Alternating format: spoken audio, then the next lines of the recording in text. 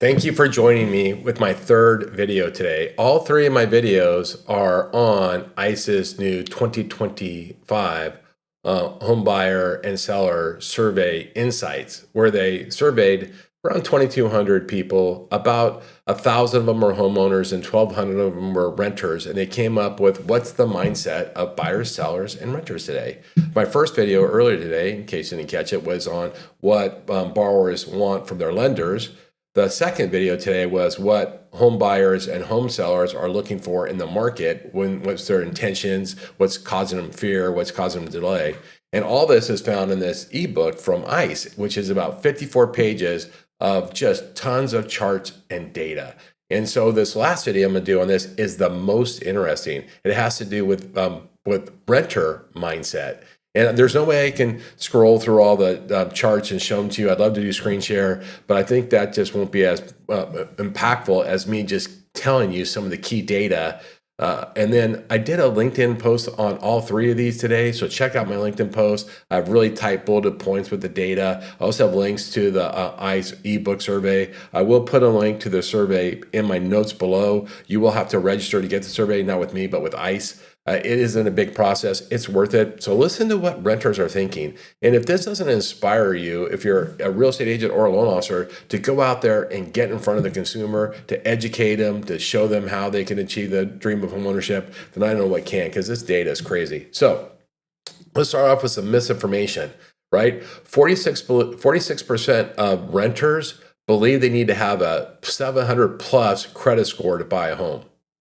That's right. Half of renters think they have to have at least a 700 credit score. And something like 8% thought they had to have over an 820 or an 800 credit score. I mean, they really don't understand, right? So here's what it is. 30% think they need to have a score of 750 or higher. So 1/3 of renters think they have to have a score of 750 or higher. Half think they have to have a score of 700 or higher. And of course, we know that's not the case. With down payment, it's equally wrong. Almost half, 49%, believe they need at least a 20% down payment. Half think they have to put 20% down. 28% don't know what down payment is required at all. So a quarter of borrowers have no idea. So the answer is, I have no idea how much I have to put down. And half said, I know it's more than 20% though. Holy smokes, right? Holy smokes. As we know, the median first-time home buyer puts somewhere between 6 and 7% down on average. Right? But renters don't know that. So they have a misconception about credit. They have a misconception about down payment, right? Now, here's some other mindset stuff. 56% say they can't buy a house because home prices are too high. They don't know if they can qualify. They don't know if they can afford it. They just think home prices are too high. And 44% cite high interest rates as a primary reason for staying out of the market. But once again, I don't think they know payment. They're guessing at these answers, right? And because most of them, the vast majority, have never spoken to a lender and have never seen actual numbers. And so this is just what they're coming up with in their mind. It's crazy. So 42% of renters don't think they can qualify for a loan. But they haven't applied. They just are guessing, right? 35% think that they'll be denied due to a low credit score, right? And here's the thing. You want to know the craziest number? So this part of the report is so powerful. It is simply a call to action. Do you know how many renters have spoken to a mortgage or real estate professional in the last year? 19%. 19%.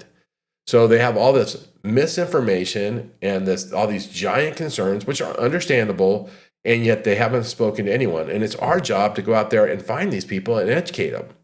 Now, here's what it says. So only 19% of renters have spoken to a real estate or mortgage professional, right? However, 62% said they'd be open to buying if they had reliable advice and a clear plan. Holy smokes. Holy smokes. There's so much opportunity. Our job, today's job, if you're in lending today, if you're in real estate today and you're self-sourced, you need to get directly to the consumer. And there's no stronger group to go get to than renters, first-time home buyers. They need education. They need financial literacy. Our job now isn't to wait until this fully developed lead falls in our lap. We have to go generate opportunity. We have to go educate these folks. A lot of these folks can buy a home.